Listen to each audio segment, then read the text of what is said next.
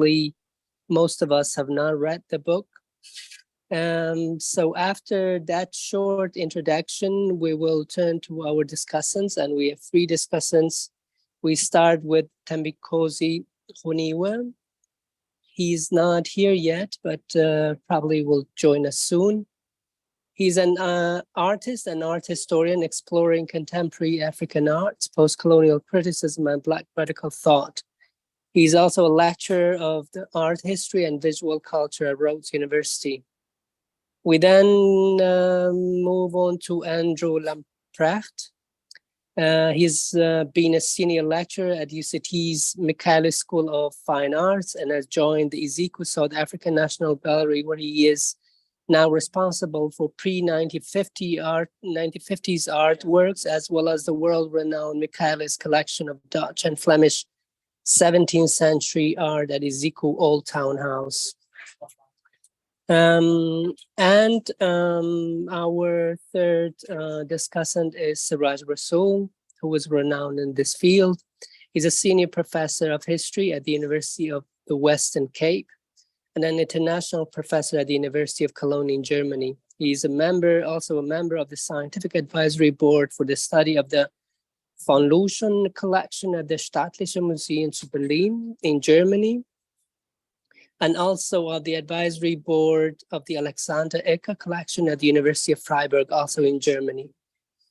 So without wasting more time, we just start with you, Anna. It take 10 minutes, and then we go to the discussant. They will have each about 15 minutes. And after that, you will have more time to respond to their thoughts and suggestions. And after that, we open up to a Q&A session to all of us. So please go ahead.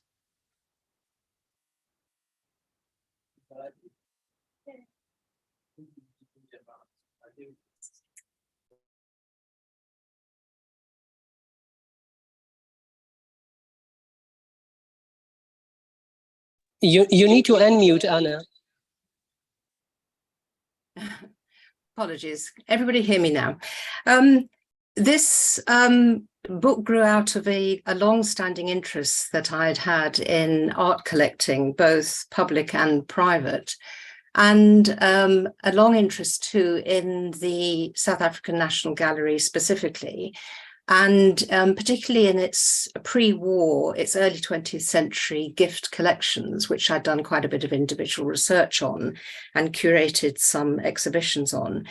But it struck me that very little had been written on the history of the gallery as a whole. There were short articles, but none of them were recent, and they were very brief. So I decided to attempt a history that brought it right up to the current day. And that's inevitably pretty difficult because you have to find some sort of narrative thread that holds the thing together and prevents the book from becoming just one disparate fact after another. And I decided to structure the book by looking at the progressive influence of the various directors over time. So it moves chronologically from the 1870s, when the gallery in a much more primitive form was first instituted. And it goes right up to the current day, looking at the moments, the periods of influence of the various directors it's had since the beginning. It tells a story of generally inadequate funding, conspiring with a kind of general policy confusion, which together for a long time hold back the development of the institution. Although there have been happier times in the 1960s, I would say, and in the 1990s under Marilyn Martin. It's interesting politically because, of course, as all of you will know, South Africa over the last 100 years has had many political iterations. It's from the early 20th century been a British Dominion, then it moved in the middle of the century to becoming an Afrikaner republic, and only very recently has it become a full democracy. So what I was wanting to do was chart the way in which a so-called national gallery frames itself, develops itself in the context of this strange political background. And that makes up the body of the book, the chapters which take you through the various periods of influence of the different directors. But really, what I was very interested in as a historian of collections was captured by the subtitle, Reflections on Art and National Identity. And I developed some of these ideas in the introduction and the conclusion, where I want to look at what it means to be a national gallery specifically, or a national art museum. I use those words interchangeably. And then what it means to be an art institution, an art collection. And what I wanted to do in the introduction was to confront an idea that's very, very popular. It was constantly being used by my students, for example, when I was teaching them on these subjects, which is that it's the job of a national gallery to represent the nation. That is what the national in National Gallery means. And what I do in the introduction is try to point out that though that might be an ideal, I didn't want to take sides on that issue. In fact, it hasn't been the function of national galleries since they flourished in the 19th and into the 20th centuries. Ironically, what national galleries have generally done, and if we think of the great ones such as national galleries or museums, the great ones such as the Louvre or the Prado or the National Gallery in London, is to showcase an international art culture. And of course, it's only partially international because it's tended to be a certain part of European art and latterly North American art that's really been showcased. But still, the point remains that these so-called national galleries have, in fact, seen their function as being to showcase a cosmopolitan art world rather than narrowly the art of their own country. And that's, it seems to me, an important point, because much of the debate about our own gallery in South Africa has been about why it doesn't show more South African art. So that's one sort of debating point, and it's very much an open one. It continues today as to whether a national gallery should see itself in these internationalist terms, or whether it should be focused instead on the national schools of art. The second thing that really interests me, and it comes up more in the conclusion, is the question of what is it to be an art collection? What do we mean by an institution of art that's showcasing art? And I wanted to begin to argue in the conclusion that it might be useful to interrogate our concept of art, which we might find too constrainingly narrow, and to seek to sort of broaden it so that a so-called art gallery or an art museum starts to showcase a far broader range of visual artifacts. And of course, there are design museums, but what I would want to argue for is a much closer collaboration between these two, not seeing them separated into two distinct institutions, but bringing those together, and many other things too, fashion, advertising, book design, a multitude of visual forms of creativity that currently tend to be excluded from the rather purist art gallery.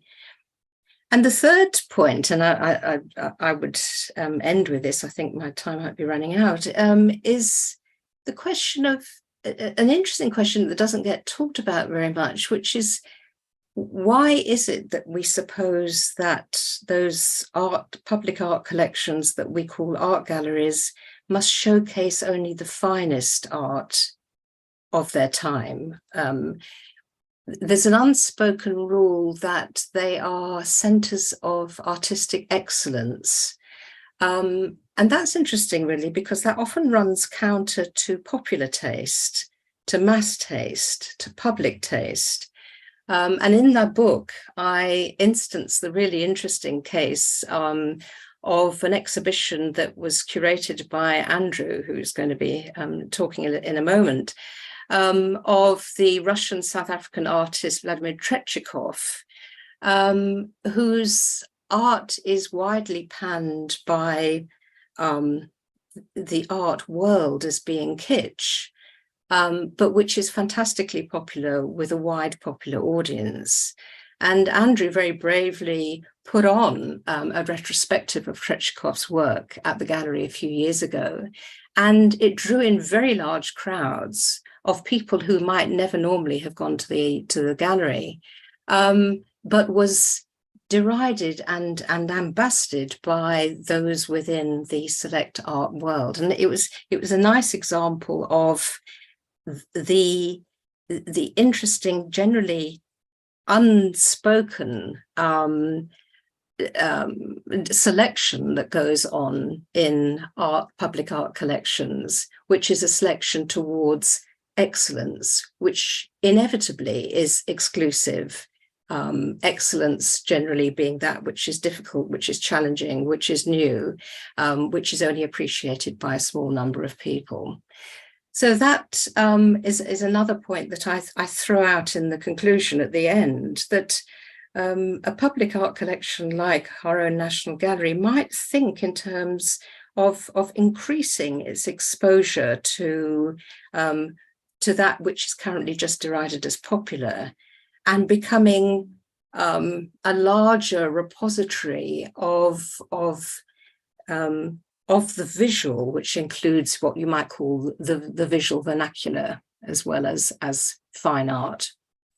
So those are some of the broad points that I wanted to make in this book, and which sort of run like a leitmotif throughout the chapters. But given that I've got a lot of kind of factual information to deal with in the historical chapters, I can't really fully develop those points.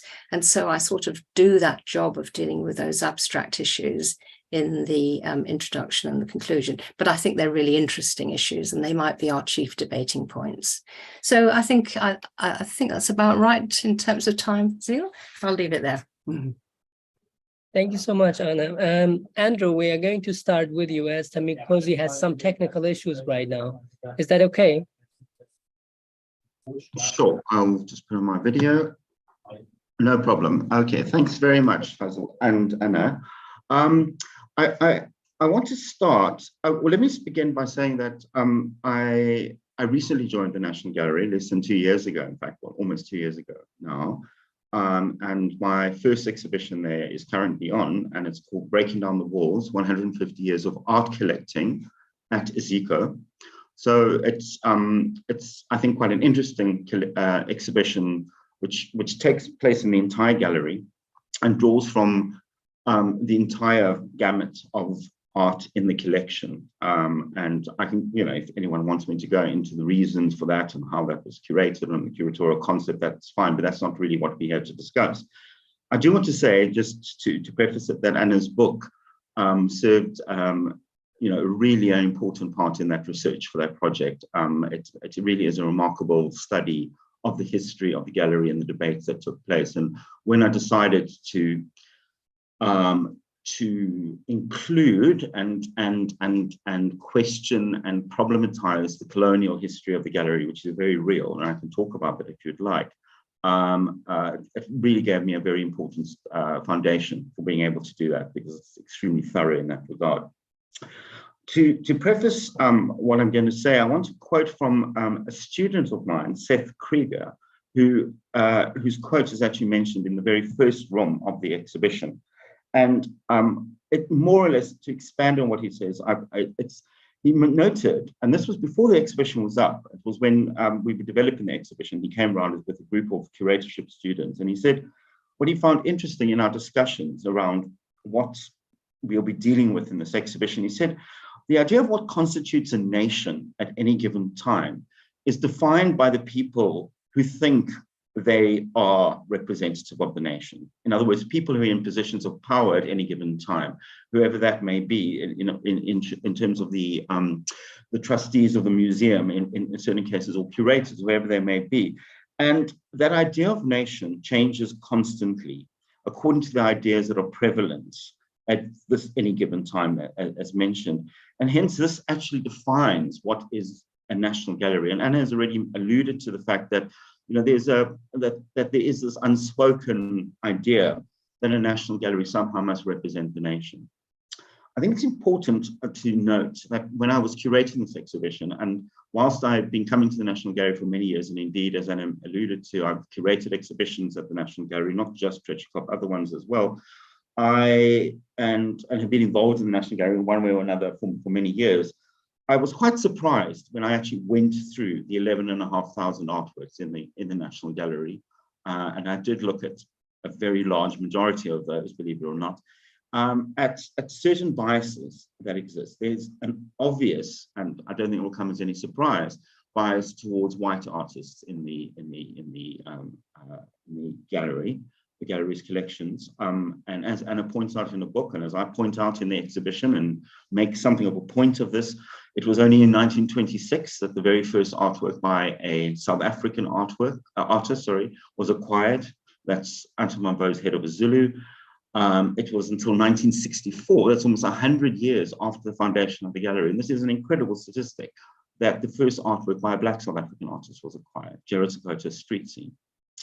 And I mean, if you just think of that, that it took 100 years before a Black South African's artist's artwork was in the gallery, it's quite astonishing, actually. And what I noted was that there's this incredible preponderance of Western European art, some of it quote unquote important art. There's important paintings by A. Bailey, from the A. Bailey collection, you know, artworks by names that feature in those very heavy tomes of art history that were frequently prescribed for foundation courses at universities, certainly in South Africa, no doubt internationally, and a particular emphasis on British art, dating from the 18th century right up to the 1950s, 60s, even, in fact, significant purchases like the Frank Auerbach, Anna will be able to remind me, but I can't remember, that was acquired, I think, in the 1980s, you know, at a considerable sum of money at that time. And if you think about that, that's quite interesting, because I think the gallery really tied itself very strongly to an idea of a sort of, not just a nation, it had a very strong British leaning or colonial British leaning influence. And Anna does rightly talk about the, you know, that when Afrikaner nationalism became important or significant in the 1940s, it's not as if the gallery really got on board with that to some extent. I mean, Anna maybe can speak more about this, but it strikes me that there was a tension to some extent between early directors and what was seen as the national government. One sees this very clearly if you go to you know, other museums. If you look at museums like, for example, the collection formed at Leeuwenhuis, or really striking me, it's not anything like a national collection, but the collection that was formed, for example, at the University of Stellenbosch, now in the Sanlam Gallery, where there's a much stronger emphasis on Afrikaner nationalist artists, for example. There's very little British art in that context, not to mention Black South African art, obviously, until very recently when redress was made. And indeed, the National Gallery attempted, whether successfully or unsuccessfully, that's another matter, to create a kind of redress in its collections from the 1980s onwards, in fact, from the 1970s onwards, but particularly from the 1980s and 1990s, and perhaps not successfully, and perhaps certainly not strongly enough, but that was the case. In terms of the discussion points that we have for today's colloquium, symposium, there are a couple of things that I'd like to just point out that I find interesting. And one is museum attendance and the significance of museum attendance in the way that art and nation is reflected to the public. If one actually looks at a book much earlier than Anna's, and that is the book by Summers, which was published in 1975, it's called A History of the South African Museum, and indeed does deal with the history of the National Gallery to some extent in that book. But it talks about Iziko's sister museum, well, the National Gallery's sister museum, the South African Museum, often incorrectly labeled the Natural History Museum, the place with the dinosaurs and things like that. it's very interesting to see how attendance levels have fallen off consistently in the history of Aziko, and in fact in the history of the National Gallery, if one extrapolates those attendance records. I mean, in the 1920s and 1930s, literally hundreds of thousands of people were walking through the South African Museum. This is before the National Gallery itself dates from the 1930s. The Art Museum was in fact at one point in the South African Museum. There were literally hundreds of thousands. I forget the exact figures, but it wasn't uncommon to have like 180,000 people visiting the museum in a year. Cinema, radio, television, later on, obviously now, today, social media and the internet, these have all been competitors to the National Collection or the National Gallery. And Anna makes the point that, in fact, one of the early directors, I think it was Raymond van Niekerk, really saw television in 1976 as being a major threat to the museum. Another feature that's interesting is the collecting of fees at the entrance to the museum. One has to pay to get into it. That wasn't the case in the 1920s and 30s. It was a free museum. Well, I think at some points, I forget exactly when, an incredibly minor, like threepence kind of charge was made, which was, anyone could afford quite easily. Which is not to say that, the entrance fees are prohibitive, but I think that also is an interesting thing. And in fact, it's just been changed by council, which is an interesting point, that our entrance fees are different for international visitors and South Africans and members from the SADC region. So there's almost this kind of differentiation in fees. And I think what's happened is, what I'm trying to say is, there's been a almost constant falling off of visitor numbers. We've had high points and low points in terms of certain exhibitions, quote unquote blockbusters like Marilyn Martin's Picasso exhibition, which really brought a lot of people in. And it was generous to say my exhibition brought people in, etc. And I think that's quite I think it's something worth talking about in terms of when we're reflecting on art and politics, art and nation. It's also to talk about just who utilizes the National Gallery and who is the audience. And I don't think the audience has been sufficiently transformed to any large degree, although really serious efforts have been undertaken in terms of education. And there were really innovative ideas in the 1970s, for example, to bring kids into the museum and blind people into the museum and so on. And perhaps, and these are always often dependent on individual directors or individual staff members' pet projects, rather than being driven necessarily by some kind of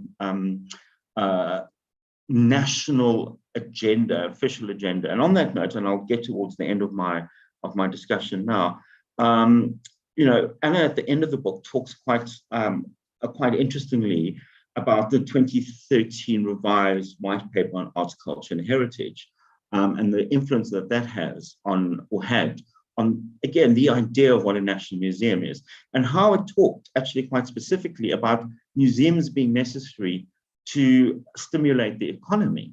And I'm sure maybe some other speakers might be able to speak more fully on that, but I do think that's also an interesting idea, that somehow museums are now seen as things that build the economy.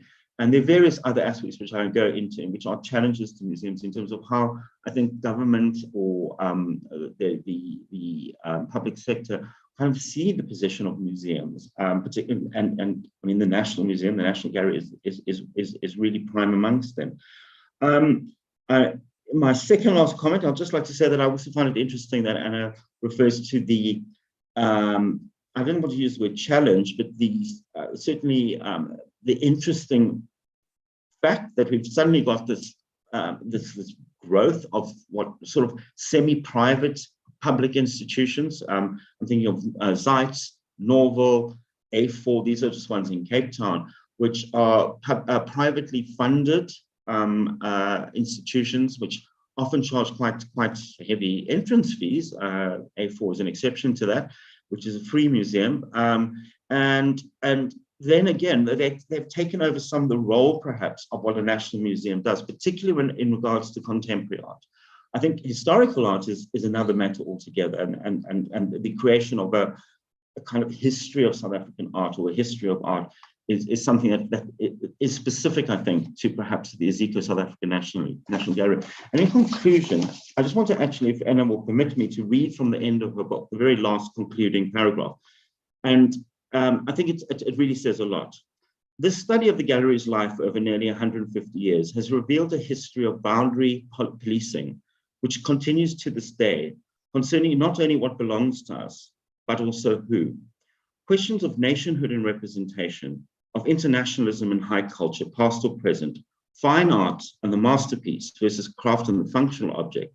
These have dominated debate and served to, and in her words, in italics, have served to exclude.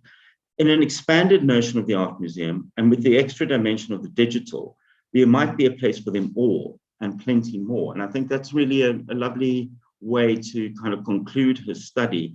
And I have to concur that I, from my research in producing Breaking Down the Walls, this survey exhibition reflecting on 150 years of collecting, there's been far more exclusion than inclusion, and I just think that's something we could think about. Thank you. That's me. Thank you, Andrew. And Minkosi, do you hear me?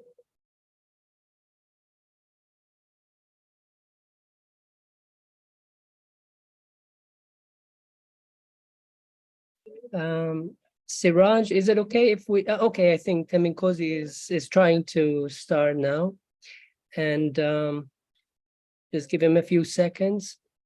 I just want to share with everybody that we have friends. In this group, we have friends from actually China to Canada and Colombia, especially Bogota. So, and of course, Cape Town and Johannesburg dominate the scene in South Africa. Minkosi, please go ahead. Thank you, Faisal, and thank you to Anna for the wonderful presentation, and also greeting to everyone who's part of this. I just have technical issues here because I'm in Makanda, one of the kind of collapsing infrastructure, and it's raining so heavy here, and it's that time of the year, winter and the festival. So just bear with me if I keep on breaking or stuttering. I just going to make 3 points. One is to first really appreciate the instructive study that Anna has done in writing about the history of the museum or the gallery, tracing it from its colonial era to where we are. And that's one point I just want us to really appreciate. Two, also to knit together these different archival materials from the administration to the minutes to the policies, as well as to trace the trajectory of different directors as to how the museum has evolved. And that is good because it helps us to understand that history of the National Gallery. And I quite like the tension that the book provides between this idea of the nation as well as the public, and also who kind of craft or construct these narratives about the public, about the national collection, and so forth. So with those 2 points, I want to move now to my third point, which is going to be more of a reflection so that I use my time more effectively. Because the book has been out there, I'm sure people have read it. Because what I want to make is just a little fast about a few things. One of them are also to build on Andrew, but differently. I think there's something that seems to be amiss here. We cannot speak of a national project when South Africa prior 94 was not an inclusive nation. That's one thing that is missing there. The very idea of nation was exclusive one, a very racist institutionalized systems. So why should we be surprised that it's only 100 years later when we have a black artist included in the project? Because that's part of what South Africa is. Precisely because National Party building on the British system made sure that the non-whites, by which I mean in the apartheid sense, the black people, the indigenous, were written uncitizen, were not citizen. So they were not nationals. So to talk about nation in that context, it becomes a problem if we are not taking that to account. So we've never been part of that nation. The very conception of the idea of the nation, we are not.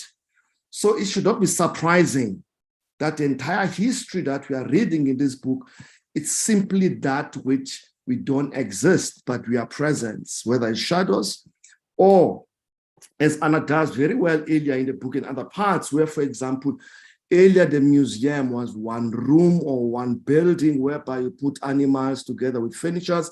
And that's how like the black material culture comes in as part of this non-being in terms of being black. So what I'm trying to say, we have to be very careful when we are writing this history or revisiting them by not taking for granted that even around 94, the question of blacks being nationals is still questionable. That's one point I want us to take. The second one is, it leads with the question of representation. You know, I mean, the rush with the early 90s of exclusive, including stretching, and the great thing that Anna does to trace this history of whether it's art, fine art versus craft, or the question of taste, those are debates that have to do with conservative or rather orthodox art history. We are not part of that, so to speak. So in other words, what we are reading here, and she does very well, Anna, in terms of those directors, when she says, in fact, it is their trajectory that has defined what has become of National Gallery. Some spend 10 years, some spend more. It's them who change the policies, them who fight to make it inclusive and also diverse. But the point is, that's a white narrative. That's a white narrative. So we cannot speak outside of the question of what it means for those who are not part of that narrative. So in other words, the question of the National Gallery, it's not yet an inclusive one. Let's just be clear on that, because why I'm saying that, even when we arrive at the moment when, for example, the end of the last director, Maril Martin, Riasan also is in trouble. He doesn't last. He doesn't even spend a decade. 5 years is too long to think about that. What narrative has he constructed? It is absent. So there's no black narrative in that gallery, for one, in that history of that gallery.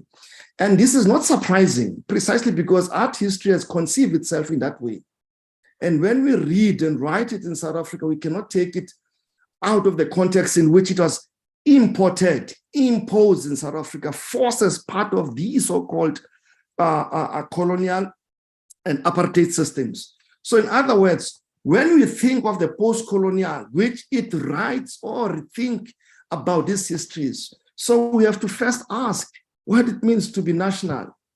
And I like when you quote Benedict Anderson, because one of the things he says in that book of his Imagined Communities is that the question of the nation, one, is an invention, two, it's a forced one, because within it, there are contradictions, there are tensions, and what the nation has done is to try to neutralize or get rid of this tension. And we'll see exactly what ANC has been forced to do in 1994. Whether it's via the TRC, whether it's via the constitution that has trapped most of the radical project to change this country. So what I'm trying to say, there's no nation here we are talking about except in the writing form that remains structurally a white, historically imported European and American form of what has become South African nation. And we see in that constitution, we can stretch it. The kind of taste, when we talk about it, whose taste, whose narratives are these? And the book makes it very explicit for me.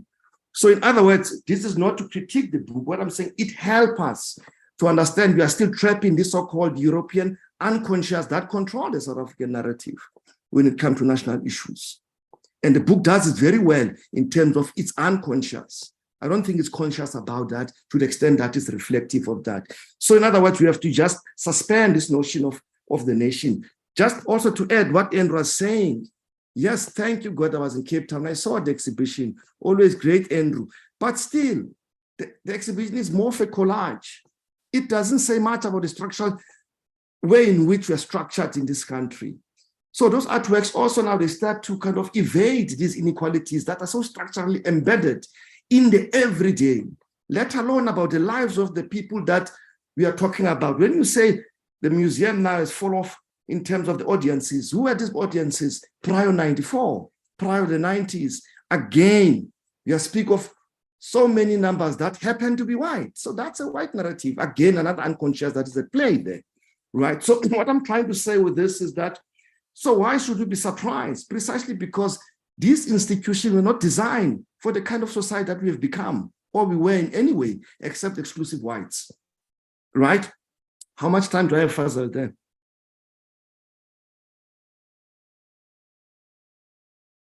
Yeah, we are muted. I didn't hear that. Yeah, you have time. You have time. Okay, I have time. Yeah. 5 minutes. Okay, let me just build. So I like also what Anna talks in the introduction today about the notion of the cosmopolitan. Who are the cosmopolitan? Because part of what South Africa is a colonial modernity design project that has not ceased. If you think about the kind of transformations that are taking place, it's not meaning is whites have not moved much from what they were before. So how can we expect their mentality to be different? If you think and pay attention carefully, it is always the historically disadvantaged, that is the Black people who've been making strive into becoming incorporated in a system that doesn't change as far as the infrastructure or the structure, I mean, the institutionalized apparatuses. That's what I'm talking about. So in other words, when one says the gallery is supposed to be international, supposed to be cosmopolitan, you ask, who are these cosmopolitan? Because even when you go to Europe, the kind of citation that are made about these great museums, the Louvre and many others, again, non-Europeans have no much effect as far as the structural design and the transformation of this museum. It's only now the debate that is beginning. So why should we be surprised then to see that the National Gallery itself, it's a white structure, but now, of course, with some Black figures, with some Black objects, which were rushed in the early 90s. So what I'm trying to say, in my view, I don't think the institution has written any inclusive history. And where, like, I think the book also helps me very much is to say that even the moment of the post-colonial has not created any effect. I don't think it is enough to have Black curators to bring Black objects when the idea of taste, when the idea of value is defined within the very same Eurocentric as well as white kind of tendencies and patterns. And now it's interesting that I'm so happy because I love Andrew that is there, but you can see now, again, who's defining that narrative. So for some of us, we are not excited when we are told we are included. It's not enough. We are asking, when is the structures going to be collapsed so that we can build a different structure that is beyond the post-colonial? And I like when also Anna opens with the idea of the students' movement, which they revised the decolonial. But in the book, we don't get much about that, precisely because that project was not only halted, that project was collapsed precisely because the institution, both the public as well as the private, they are working against transformation of any kind as far as making a different system, introducing different values, asking for different ways in which institutions should think. So if any thinking that is new, it is a form of what you call it, us coming in as Black people, improvising, us as African people getting included. But in terms of the base or the basic operating structures, the sensibilities, nothing has changed. So what I'm trying to say, I want to appreciate Anna for the great work she has done, because it helps me as I'm reading this white history. It also makes it clear that that art history, it's so prolonging to extend that there's a line that disturbed me as I was reading early on in the book when it says, somehow we should preserve the past. I ask, whose past are we preserving here? It's not an African past. It's not a diverse past. It's not a Black past. That's a white past. And this past of these whites, these are all like kind of people who are coming outside. So they are histories that are played out here. And these are the histories that extend back them to Europe and other places of the world that they have colonized. So in other words, the rewriting, if we need to do that, or the writing of any history, it needs first to collapse these setups. The last point I want to make, which I think was exciting and also disappointing, is that we don't hear of the social circumstances under which these institutions are built out. As much as it is a history of the policies, the directors and all of that, it says nothing about the everyday people. So how can then we expect to have numbers, Andrew? How can we expect to have objects that are going to be appreciated by people whose lives are not reflected there? And we know art stands like the ordinary people's lives. And this is not a South African kind of phenomenon. You'll see, it was also artists who have to go outside of the cocoon of those who control the setup in order to speak about the ordinary people. Let me give just two examples. In the Renaissance, you don't see any ordinary people in those paintings. You see these kind of fictitious biblical scenes. It was artists who insisted to paint ordinary people that were also not accepted until such time, right? So now how do you expect people who are not painted in these images to be attending there, to be excited, to be paying money? Yes, Andrew, you're right. The private have taken over the public institution precisely because the neoliberal economic policies that control us, it structures any possibility of the decolonial that we are talking about, of this undoing of the structure. So what we expect, money is going to be put in private sectors in order to undermine what now has become the political project of the government. So what you get when Black people are coming in this institution, as I said briefly with Riasan, they're already clamped. They can't move, they can't do much. And you remember, whatever his fall was, some of us were there. The attacks, the scorns, you can read. And most white critics were so negative and racist about it. And they were quiet, you know what I mean? And when he did that project from Priyanef to Google Active, that was the epitome of a kind of racism that came. I will name these critics, whether it's from Lloyd Pollock, whether it came from Malvin Pinar. Just read the racism, the way they read him, the way they wrote about him.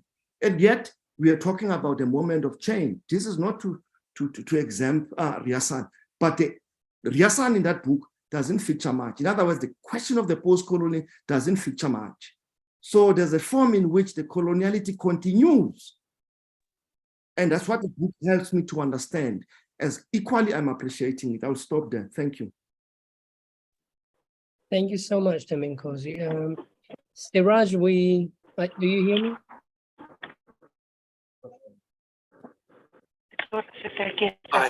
I hear you, Fazl.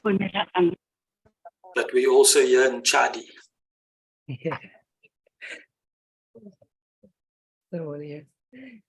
Yeah, please go ahead, Siraj. Thank you. We might still hear in Chadi from time to time. But thank you very much to Andrew and to Thembinkosi. It's great to see them again and listen to them again. And also, of course, to have listened to Anna, with whom I also had the pleasure of working in a much earlier time when universities used to work together much more closely before the leadership of the one said, do not collaborate with the other. And I was so much reminded of this ironic moment in 1994 when the Anne Frank exhibition came to the National Gallery, and Maibuye Center at UWC did a sort of side exhibition.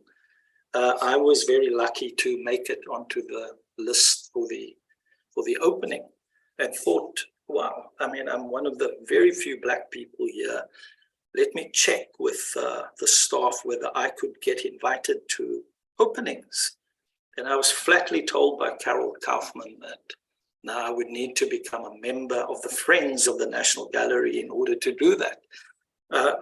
Of course, later on, let me declare that, I mean, I've been on the council of IZICO on 2 occasions and the chair of IZICO on 1 occasion.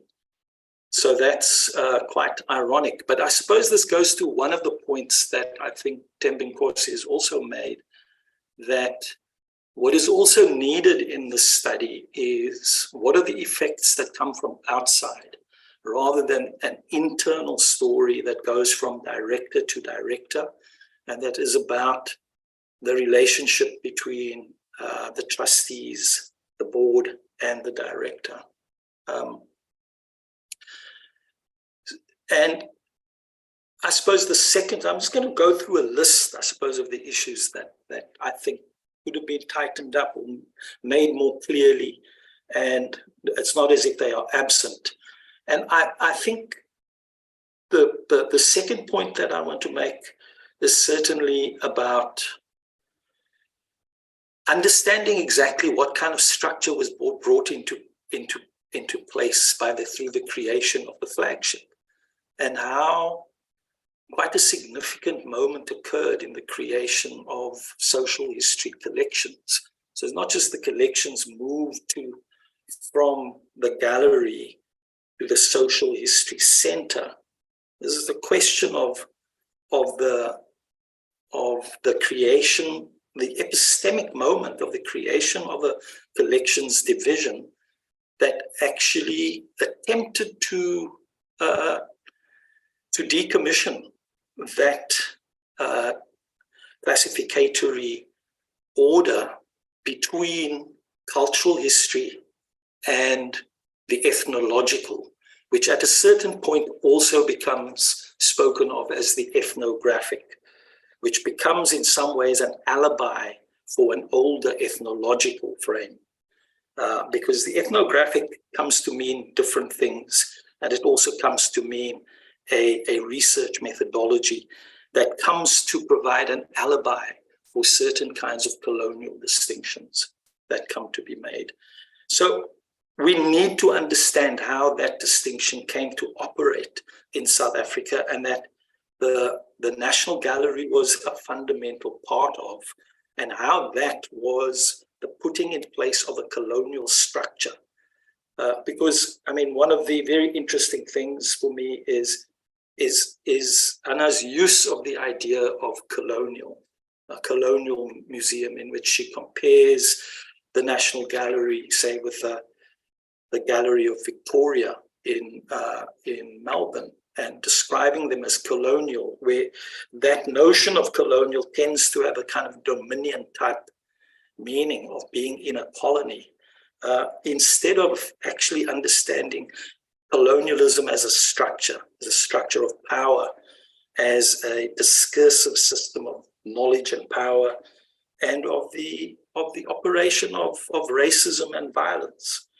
And so, and in that process, I think instead of thinking about the difficulties and the contradictions of the making of a white South African nation,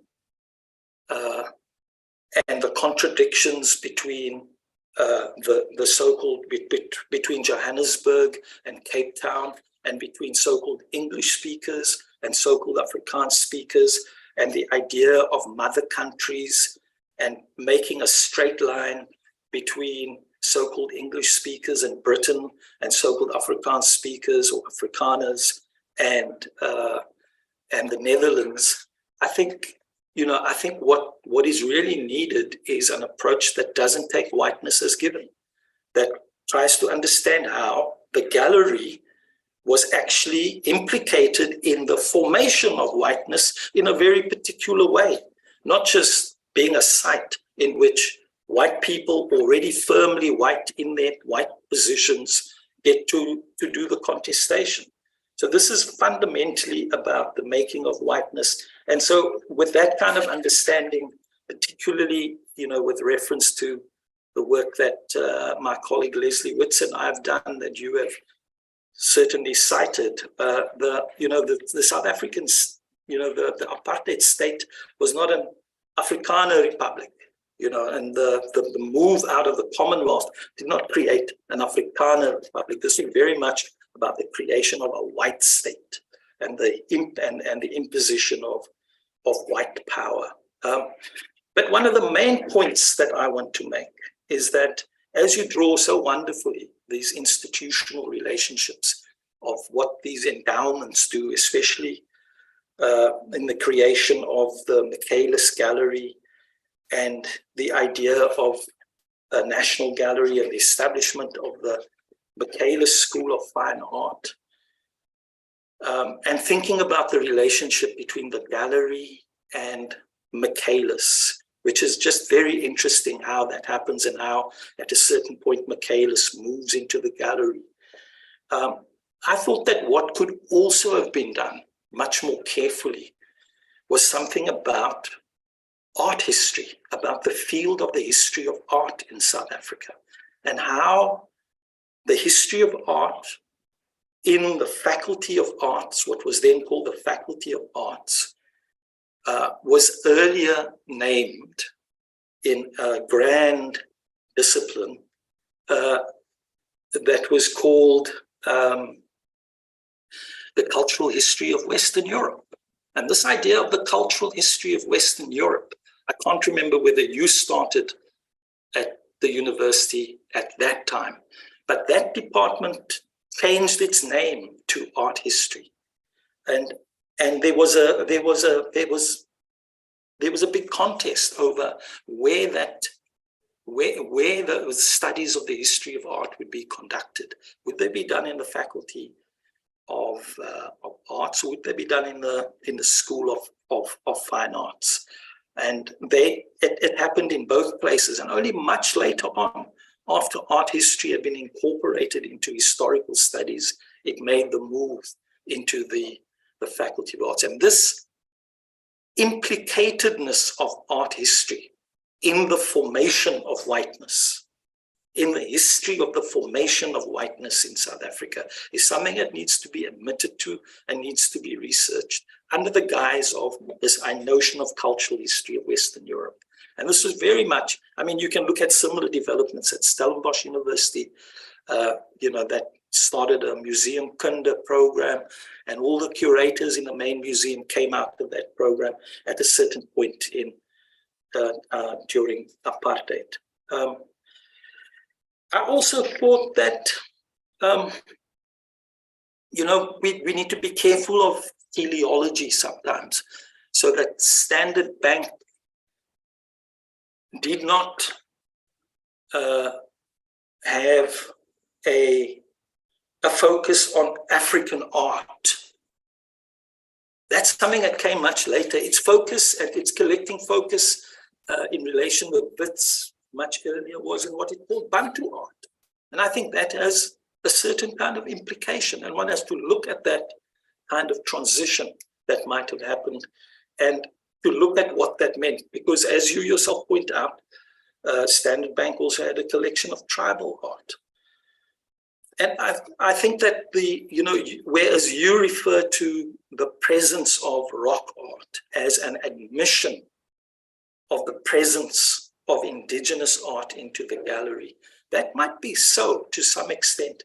But for me, the grip that studies of rock art have been in the Blake Lloyd complex of the idea of salvation, I think enables us to problematize the way in which rock art is still framed in colonial terms, in what Leslie, myself, and Gary Minkley have called the fossil complex.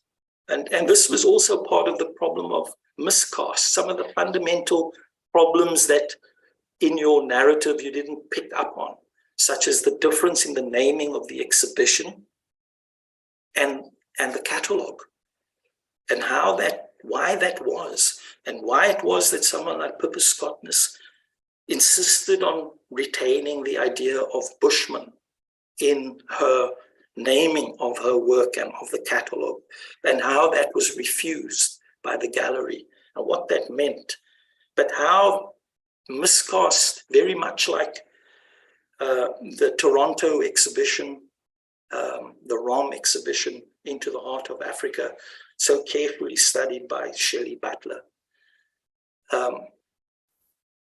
was an example of a failed exhibition and why it failed. And then just, I suppose, 2 points. It's a point already made by Andrew that I think is necessary, and how these failures of the National Gallery have resulted in commercial galleries, even like Goodman Gallery, coming to stand in place of the National Gallery, and how that work, that museum work, is also done in Zeitz-Mocha, where we really have to think about what it means when a private collection in these different sites at A4 and so forth get wielded for public purposes, what that does to a private collection. And then finally, you're absolutely right to pick up on these problems of what happens when you are turned into a service institution of the state under the idea of arm's length governance and how that happened. And I think it happened particularly under the ways in which the Zuma state worked with incredible forms of insecurity, and in which ministers were made to sign contracts of delivery to the president, and which the ministers made chairs of councils sign contracts of delivery. And what this has done is interfere fundamentally with what we like to think of as arm's length governance. But with those few comments, let me thank you once again for this book. Thank you, Siraj. Anna, you can take about 10 minutes to engage what the discussant shared here with us.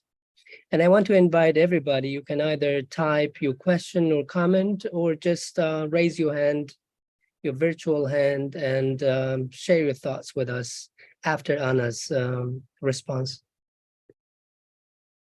Thanks. You can hear me now, right? I'm demuted, yes. Yes, thank you. Those were really, really interesting responses. I mean, in a way, it seems to me as if there's a common thread running throughout them, starting with Andrew's comment on the declining attendance figures and why that might be, to the really impassioned political attacks that Thembi and Siraj have made, and all of them fully justified. And it strikes me in a way that if I had taken the points that both Thembi and Siraj have raised and dealt with them in some detail, it would have been a different book. It would have had to have been a different book.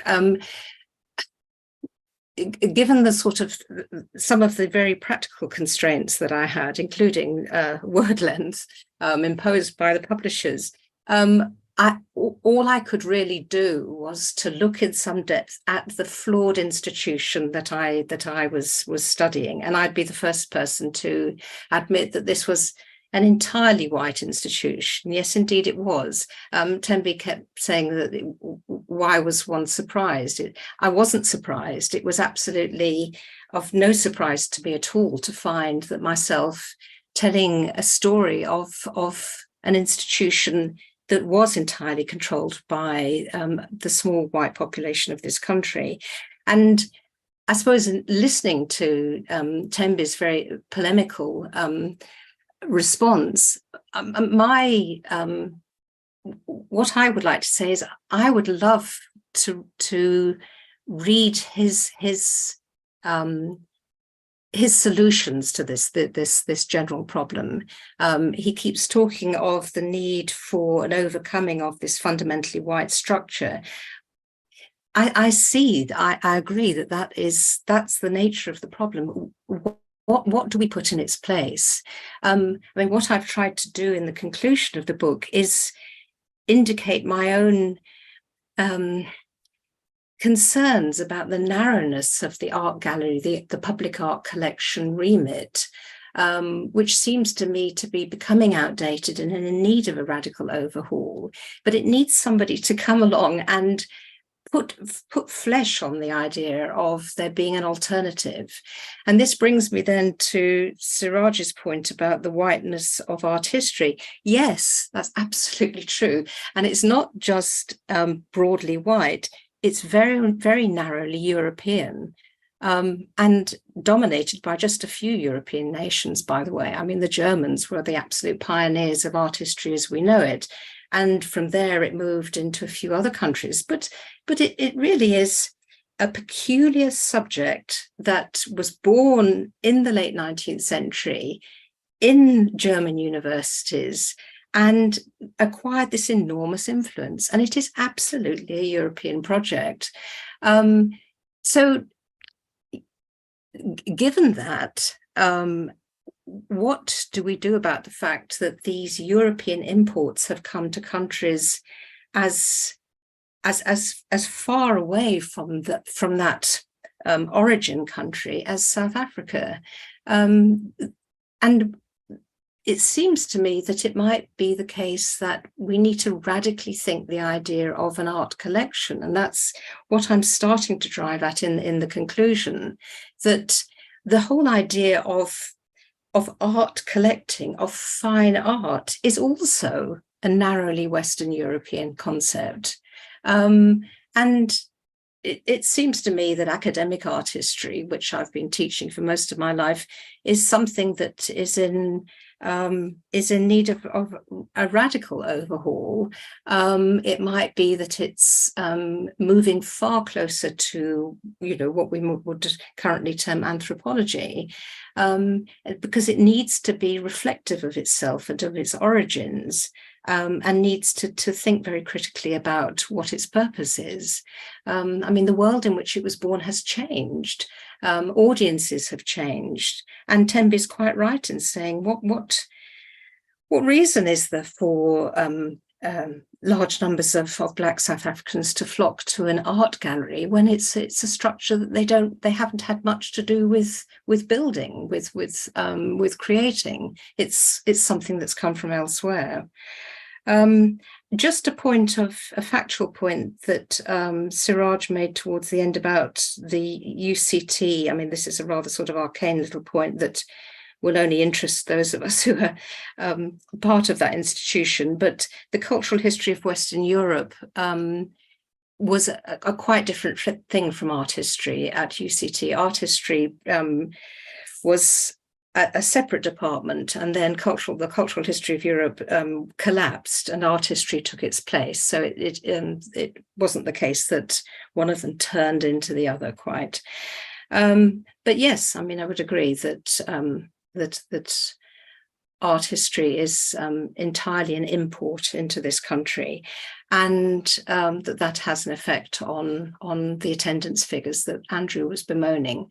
One of the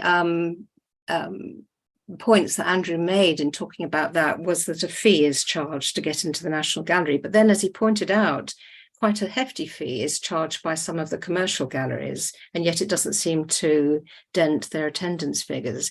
It seems to me that it's not the fee that's the problem. It's the, what could we call it? It's the raciness, the attractiveness, the entertainment value of these commercial galleries that's attracting people. And it's possibly more of that needs to get injected into something like the National Gallery in order to boost its attendance figures. And I would suggest that could be done by moving away from this narrow fine art focus, as I say in my conclusion, towards something that's much more critical of the whole art project. So maybe I should leave it there and let others join in at this point. Thank you, Anna. We have about 25 minutes left, and I would like to invite everyone to participate. So you can type your question or share your thoughts directly with us. Not a lot to say. I have also read your book, and I've been to the South African National Gallery, met Andrew and Siraj and others, and worked with Esther, who is here with us. I tried to invite other people to join us, and there was something common that they shared, and I think I also shared it with you, that this book is old. This book is old, and we don't need to engage it. To me, it was interesting because they would never say Plato's book is too old to read now. And also this extreme idea that knowledge can be old. I mean, that's a long story. I think you encountered, and others also here encountered this thing. But what I found, and I shared the reading of Andrew, Siraj, and Thembi Nkosi in this regard. What I found interesting is really the ways in which you try to show how national identity, museum and art collectors go through different processes to become fundamental or foundational for imperial and colonial memory, but also for the national memory and the making of the so-called white, not as skin, as we know, as Stuart Hall has discussed, as a colonial knowledge system, as a narrative. And the book, to me, is radically unsettling this idea in the sense of showing how we need to change our frame of thought. And that is the question that Thembinkosi raised, and you also respond by asking, what do we do? Are we supposed to destroy this museum entirely because we define it to be colonial and white in a colonial sense, or are we trying to change the narrative? And that is a decolonial argument: change the framework or change the narrative. As Andrew pointed out, make the narrative too borderless, because the narrative itself, or the museum itself, or the artwork itself, cannot be confined to a homogenized meaning. So there are these shifting meanings, as you also show. Now, the museum played another role when we had the British Empire. It changes when we have apartheid, and it is shifting now when we are in the post-apartheid, and in the post-apartheid too, as Thembinkosi and you engaged again, we are faced with what to do. So there is no way to escape this history, but that does that justify that we act in a colonial manner in the sense of transforming and believing in violence as the ultimate solution, not to say the final solution. But I found your book incredibly important also as a historical documentation that people can read of how these spaces are created, because museum, as you also show, has been discussed and formed as a place of education. Not in the beginning has not been just purely aesthetic, and then it becomes education because that becomes fundamental to shaping a collective identity or a sense of belonging beyond geography. That is, we are in South Africa, but we are British, or we are in South Africa, but we are Dutch, and etc. So it seems that some people have just left comments here. We have one from Jason H., which reads, my question draws on the general acknowledgement among the panelists of the relationship between art institutions, structures within parentheses, and the historical formation and preservation of whiteness and or Western Europe. Directed specifically at Thembinkosi, my question is, how may we begin to formulate new structures for arts and culture that is not only a platform for Black and public representation, but is a cultural and a structural break from white Western art and cultural institution? So Thembinkosi, you can engage with that, and Andrew, Siraj, and Anna, you can also engage with that questions. Thank you, Fazal, and also thank you to Jason for the question. Before I get to that question, I think I'll just share my thoughts on the beautiful responses that Anna has provided, especially the question of what are the solutions. I think, in my view, the problem of the kind of post-colonial apartheid predicament we are, and this is what happened in the late 80s and also early 90s, this rush of finding solution when you have not addressed what is the actual problem, you know, because this rush of finding solution of the problem that we have not diagnosed carefully, and we know that details, because now what we provide what we call artificial or surface solution, precisely because we have not pinned what is the actual problem. And this is exactly what the governing part was forced to do. So in other words, to respond to Anna, I'm not keen at this point to be forced to solution. One of the solutions, if I were to provide, is to collapse these structures. I'm not saying to destroy the buildings, is to collapse the actual oxygen that drives the structures.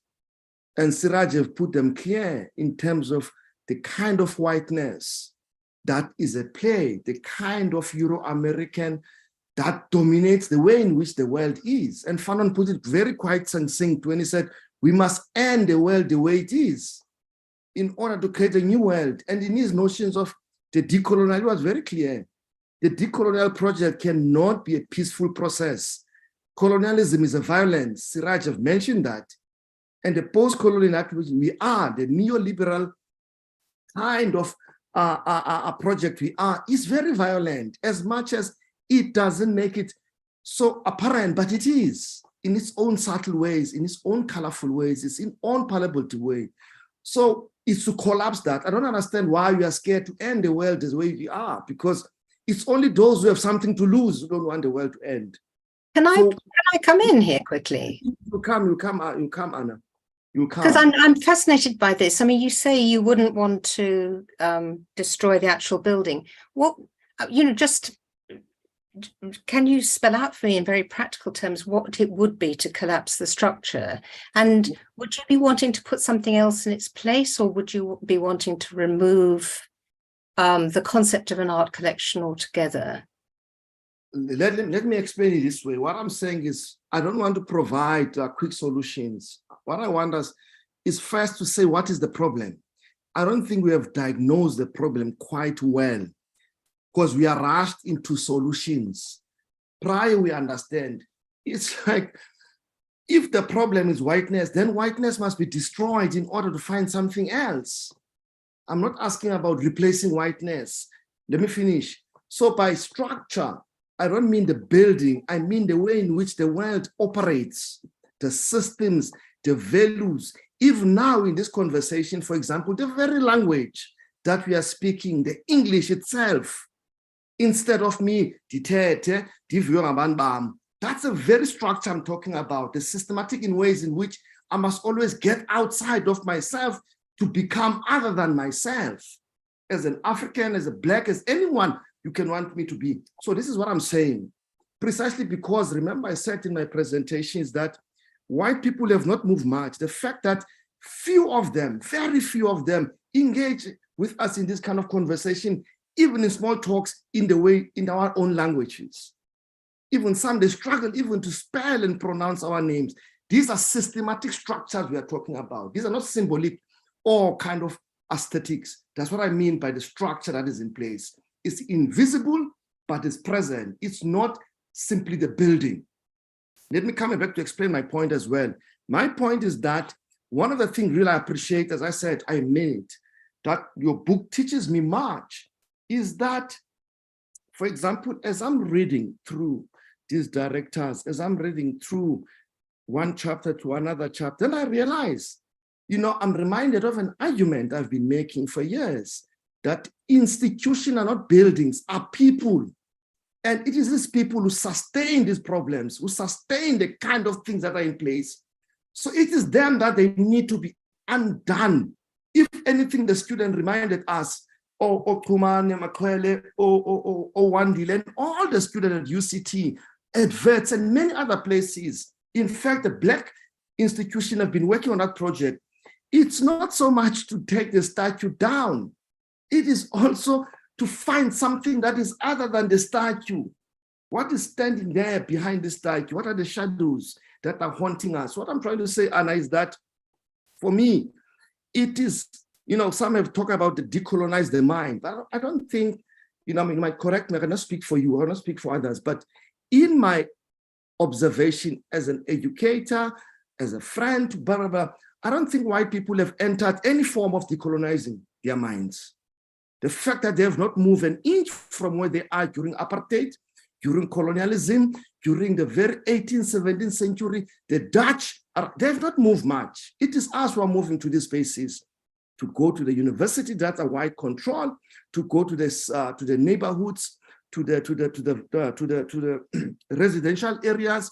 And when we arrive in those residents, they move, because I don't think they are ready to live with us. They move. Joburg is a good example. We move into the city, they move, they create something, they create others. We arrive at, as I said, at Zico, public institution, they move, they create private, novel, and all of that is not accidental, if you ask me. That is systematic, whether it's conscious or unconscious. That's what I'm trying to say. But where I wanted to come and answer a question that was asked to me, again, that are there solutions? I'm not saying they're not solutions.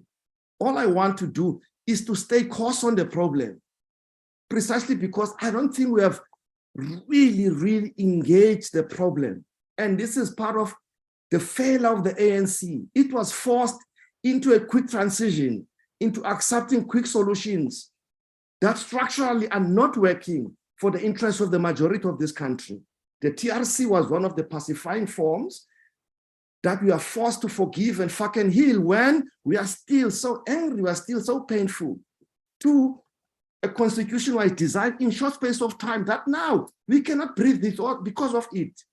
Even if I'm enjoying to be black, the AfriForum takes me to the court. If I'm saying I want the land back because it belongs to us, the AfriForum takes me to the court. That very constitution is the kind of cancer we are talking about. That's the structure I'm talking about, right? So I'm mentioning two, the constitution as well as the TRC. So what I'm saying is, let's not rush to the solution. Let's also ask, what is the problem? The problem should not be only what, who is the problem? Because part of the problem I've learned working in this institution as a student, as an educator, as a colleague, we make abstraction of the very problem that are human beings. Institutions are human beings. They are maintained by them, they are repaired by them, they are defended by them, they are excelled by them, and all of that. So we need to ask, who are these people who are making this country not to change, who are making this the continent which we want to change, not to change? Who are people in Canada, in Australia, in New Zealand, in many other colonial setups that are making it impossible for the indigenous people to move? In other words, we have to move quickly to the abstraction so that we identify the problem. So that is my response to that. So that's the structure I'm talking about. The structure are not abstract system, is the very mindset of people who enjoy the privileges of living at others' expense. Hence I use the word, for some it's unconscious, for some it is conscious, precisely because their culture to live through that, from the family to the societies they go through, to the schools they go through. No wonder there are the so-called different forms of private schools, different forms of possibilities. So in other words, the fact that even the education in this country remains the very way it was. It's us who are going to private schools. Yeah. And in those private schools, we tend and become what? Coconuts, those other names, because that system has not changed. Kids who want to throw dreadlocks are called names, they have to protest. The rule of those. So this is what I'm talking about by structure. I'm not talking about building. No, I don't want to destroy bomb building. I want us to destroy the mentality that maintains that kind of. In fact, the structure of feeling that maintains that. That's what I'm talking about. So in other words, I want you to understand, this is not an attack on you. All I'm saying is, I'm so grateful and I enjoy your book because it helps me to understand this kind of unconsciousness of a white way in which the world has become and is becoming. Thank you, Thembinkosi. I think it is, I want us to stay with this argument. Obviously, this is very important. And so Anna and Andrew, you can also respond to this. So we start with Siraj. Yeah, go ahead, please. Yeah, thank you. I want to, I suppose, make an argument for restitution. That's something that some of us are working intensely about. And I know that Fazl himself has an argument about restitution under critique. But the way in which we are working with the notion of restitution is not as a series of events, but as a practice of a new museology and what that could mean in the future. And it's very important for us to work with this restorative idea of restitution alongside reparatory work. reparative work, because you have a monumental battle underway between what we can call the forces of repatriation on the one hand, or what the Germans call Rückgabe, in other words, giving, versus the problem of restitution, which is a problem of claiming. And we need to build our resources of claims making. And right now, Iziko is involved in restitution processes. It understands that it has to undertake restitution to Namibia, South Africa's former colony. There are Namibian ancestors in the collections of Iziko museums, just like there are ancestors from the Northern Cape and elsewhere in South Africa in its collection. And once one section of Iziko undergoes processes of restitution, it will necessarily have an impact on the whole infrastructure. And we can't yet predict what that is going to be. But we can be certain that that museum is not going to be the museum that instructs people into who they are and where they are on a chain of evolution of civilization. That needs to inaugurate a very different kind of museology and a very different kind of museum. So I think we need to embrace and think about this moment, this framework, this moment of restitution and what impact it can make upon the museum in the ways that our colleague has asked for, in the ways that we can formulate new structures, and in the ways that we can make a structural break from Western knowledge forms.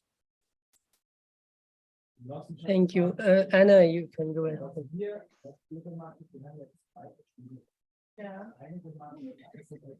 I don't know. Should Andrew not perhaps respond? Okay. We can end with you. Andrew, please go ahead. Sure, I'll be very brief. Just in response to the comments that we made so far, and I think I want to go back to a comment that Thembi made, which is that we have not pinned down what the actual problems are inherent in the institution, and we have not diagnosed these problems yet, which I think is a really good point. That this is a process, and I think Fazil, thanks so much for organizing this symposium. This is just a very small part of a process that needs to happen. I mean, it's a drop in the ocean, but I think what Thembi and Suraj was saying, I think it becomes very clear that there are really epistemic problems at the heart of these institutions. And I think it's important not to I mean, whilst this presentation today is around the National Gallery and its book on the National Gallery, I think that these problems are epistemic, and it's very clear in a much wider environment. And I don't want to belabor the point, but I think, you know, the flourishing, the mushrooming of you know, what Thembi has described as neoliberal kind of institutions, and indeed perhaps the neoliberalization of existing institutions, but I mean also the incredible new development of galleries, for example, in Cape Town. I'm just talking about Cape Town, where I cannot believe the number of new commercial galleries that are opening up, often selling or presenting art by Black South Africans, but owned and controlled by white people, is very noticeable. And I think it really talks to what Thembinkosi was speaking about. And I think yeah, it's really important to acknowledge that and to be aware of that and be aware of those problematics. I'll leave it at that because time is running out.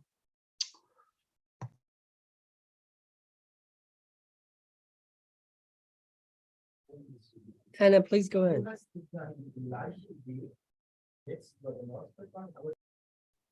Yeah, yes, I mean, that's a very useful point from Andrew. I'd come back to my first point, though, that I mean, I think Thembi says that we haven't really fully understood the depth of the problem. I mean, I think we do realize just how bizarre and surreal the situation is for the Black majority in this country. I think there is a good deal of awareness of that, not necessarily within these suburbs where people are disappearing as Black people move in. That sounds absolutely astonishing. But you know, in the case of the art world, I think there is a good deal of awareness of the depth of the problem. I mean, I come back to the question of whether it's a solution to destroy, to get rid of what has been built up over the past 100 years. What actually would be the good of that? I mean, my desire would be to see something new and exciting and appropriate for this democratic South Africa growing up now in its place, but not to destroy what we have already. I mean, I think the kind of public that visits art collections is on the whole sophisticated and decent enough to realize that what is being described is an extremely exclusive history. I don't think there's, I mean, I get a sense that Tembi feels and Siraj feel there's a danger that we might be seduced by the tacit ideology underneath the gallery's historical collection.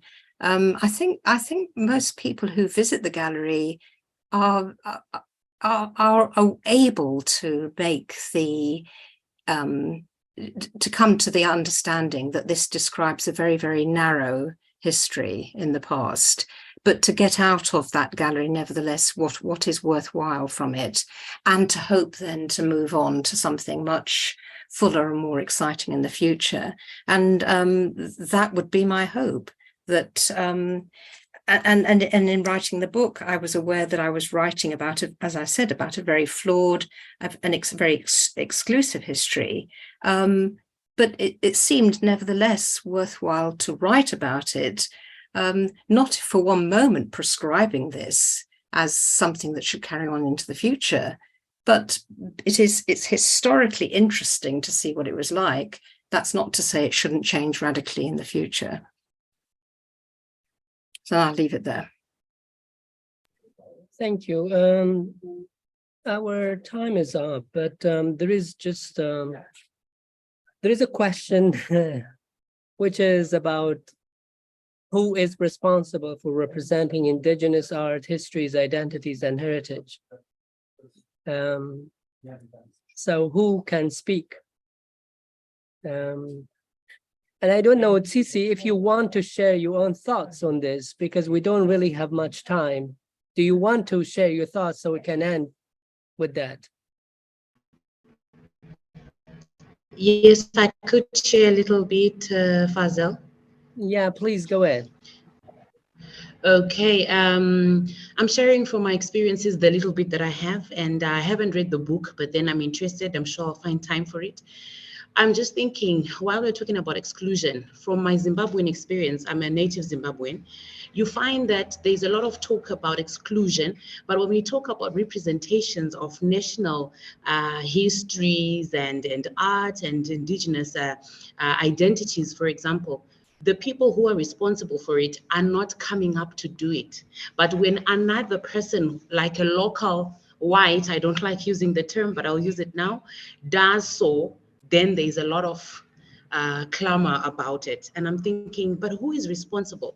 Who should have done the bit that has not been done by the one who has done what they did? This is my question.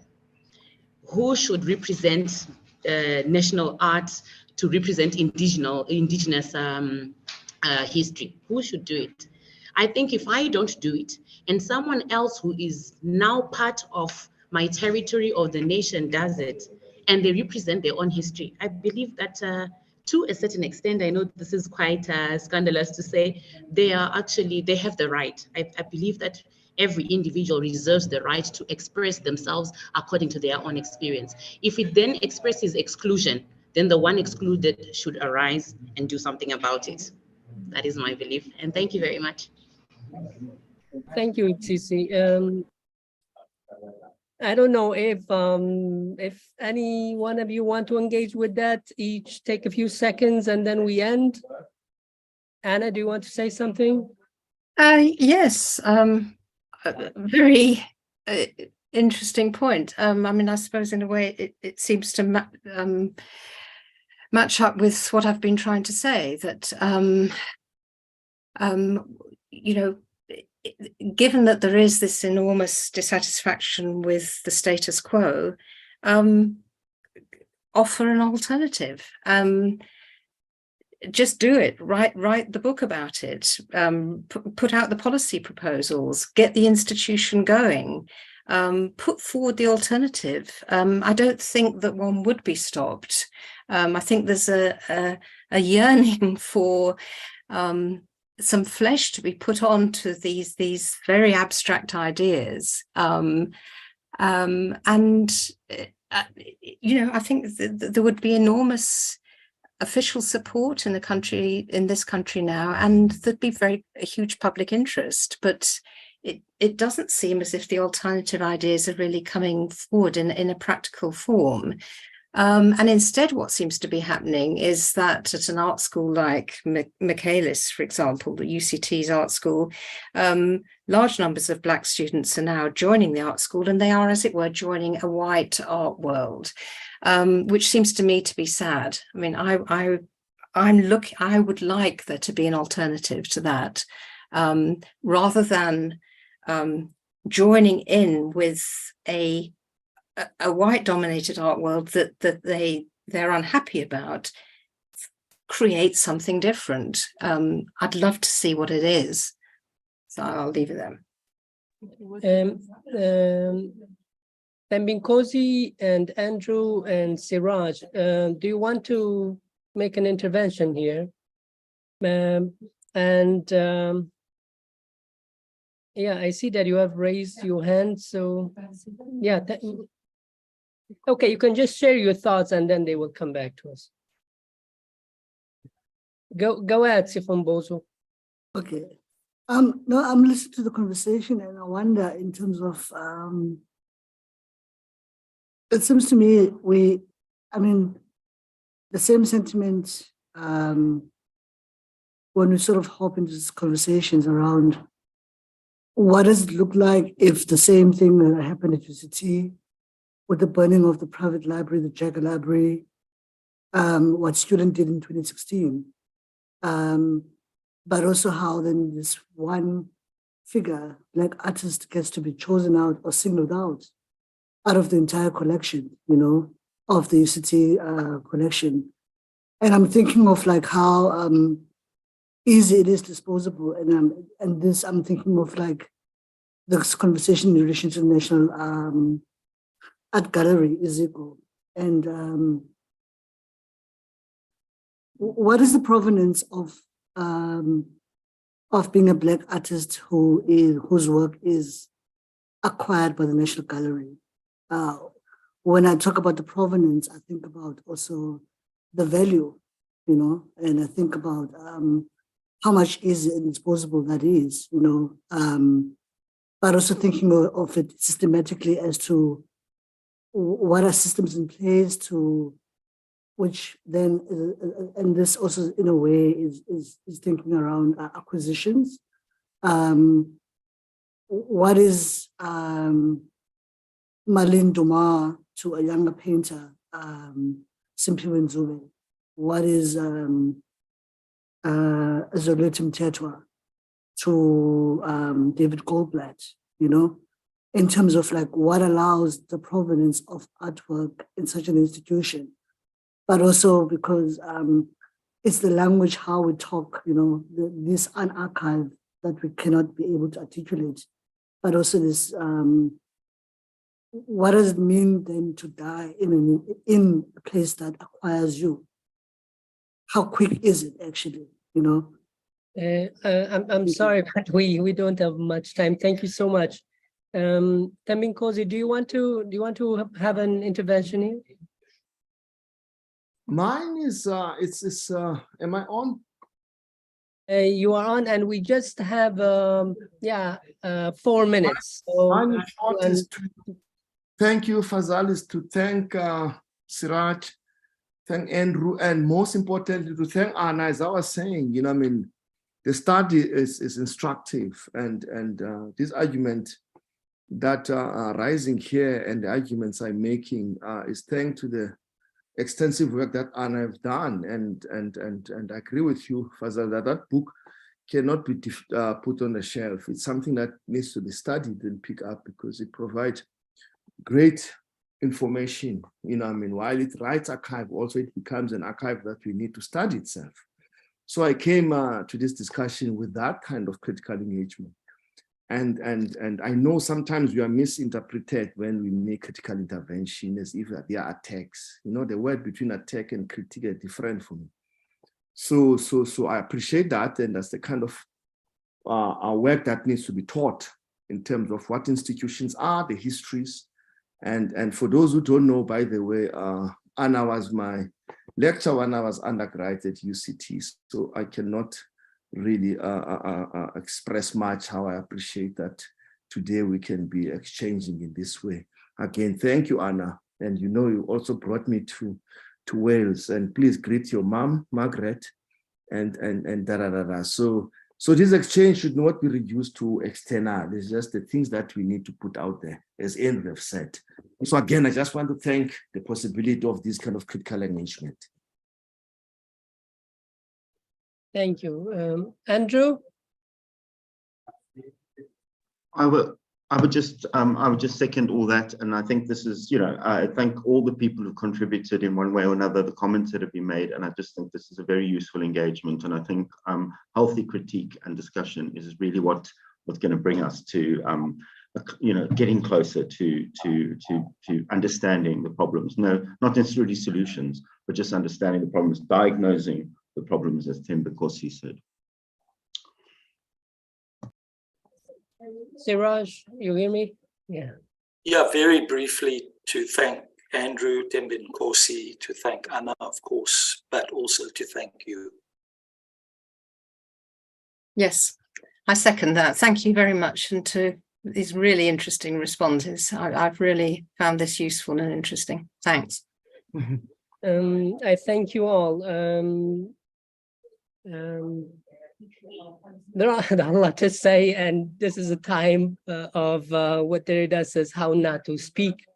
So I want to thank each one of you and wish you a good time. And I agree, Andrew, we need more discussions and we need more critical commitment to Mikosi.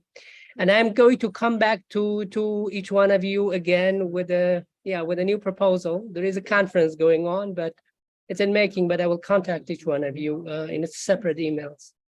Have a beautiful times and warm greetings from Accra in Ghana.